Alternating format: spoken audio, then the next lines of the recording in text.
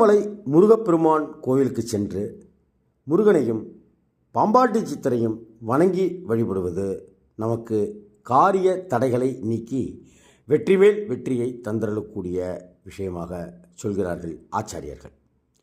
அஸ்வினி நட்சத்திர நாளில் முருகப்பெருமானை இப்படி வணங்கி வழிபடுவது மிக சத்தான விஷயங்களை தந்தருளும்.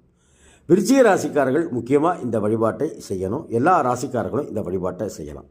மருதமலைக்கு போகிறது ஒரு பக்கம் இருக்க, பக்கத்தில் இருக்கிற முருகன் கோவிலுக்கு சென்று வணங்கி வழிபடுவதும், அதே போல் ராகு தோஷம் கேது தோஷம் நீங்குவதற்கு அருகில் உள்ள புற்றுக்கோவிலுக்கு சென்று வழிபட்டு பிரார்த்தித்து தரிசித்து வணங்கி வருவதும் எண்ணற்ற நல்ல பயன்களை தந்துள்ளக்கூடியது.